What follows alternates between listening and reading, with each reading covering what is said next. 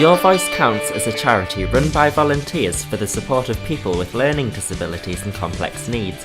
Doing charity work in Gateshead, Newcastle and South Tyneside, they provide a service of information and advice. The Father James Walsh Centre in Hebburn is where a majority of services are run, and many people come along for support at the project. Your Voice Counts often run regular Talk to Us sessions where members of the group can discuss day-to-day activities and vent any concerns they may have. One popular concern is travelling by public transport and how many of them share a negative experience. Right, I'm David Taylor, I'm a member of Talk to Us, and we do important stuff like people with learning disabilities. We do disability, hate crime and safe places. My name is Paula Lawson. I'm in Talk to Us.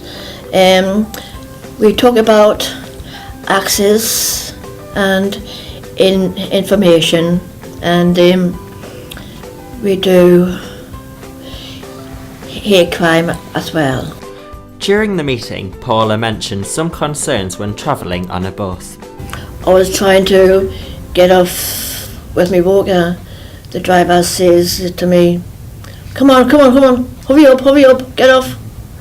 But I sometimes say as well, I cannot, because it's you, because some drivers park far away from the roadside, so I had to take my time getting off the step. The mother of Stevie tells us how she finds travelling by public transport difficult. I'm the parent of a son who has what is defined as a severe learning and physical disability. He's confined to a wheelchair, he's blind, he has epilepsy, he has a lot of other problems, so he needs a lot of care. So obviously he needs physical care, pushing and things like that. You have to dress him, personal care, which I won't go into details, but involves baths and things like that. He has to be fed through a tube which goes under his ribs. He can't manage anything, basically. He's got no fine motor coordination at all. Well, travel's always difficult because obviously we have to adapt to the world doesn't adapt to us. So an argument would be that I don't take him on the metro because it's not safe, there's nowhere to park a wheelchair safely. I can't leave him in the doorway because people bash into him. On buses, not every bus is adapted for wheelchairs, so that's always a problem.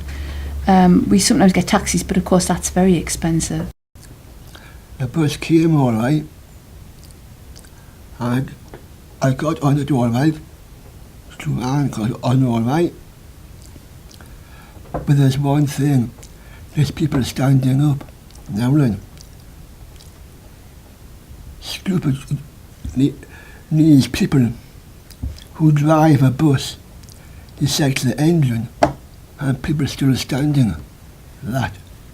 No, it's not going to work with me, mate. Nah. Sometimes the announcements on the metro say that, for example, the next station is Simonside, and it's just out of sync, and you're not at Simonside, you're at somewhere else like Haymarket, so that's a problem and could confuse people. A member of staff at Go North East talks about what happens when wheelchair users can't access a bus and how different drivers respond to this.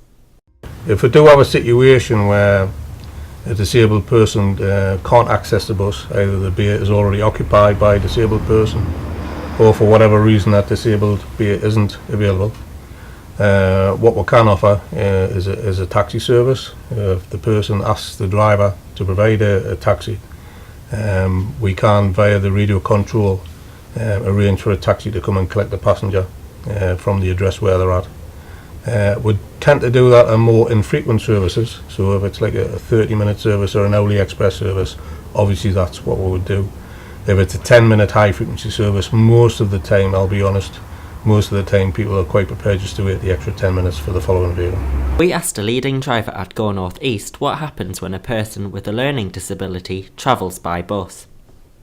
Establish what their requirements are. Not everybody needs to have the ramp deployed. Some people are quite independent and can get on the bus themselves within their wheelchair.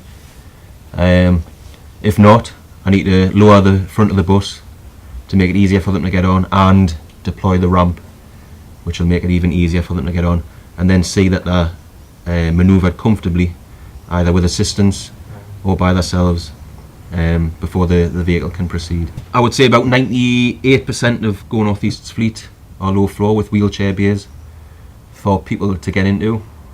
The wheelchair generally faces backwards, with the brakes applied, and there is more often than not sufficient room for a companion or carer to sit with them on the fold-up seats which are in the pram or wheelchair bays.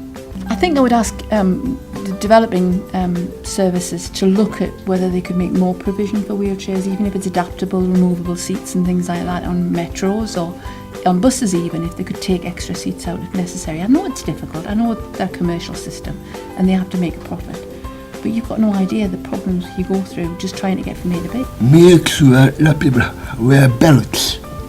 Click, every trip. Yes.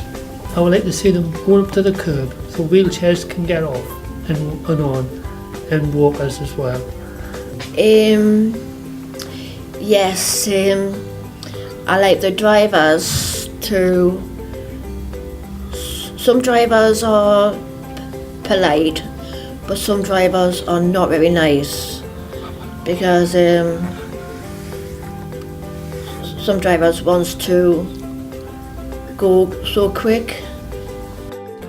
From this short film, it is clear some people with learning disabilities and complex needs rely on public transport to get from A to B.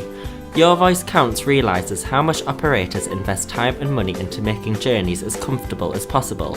However, Go North East recognises there are still improvements to be made to services in the region.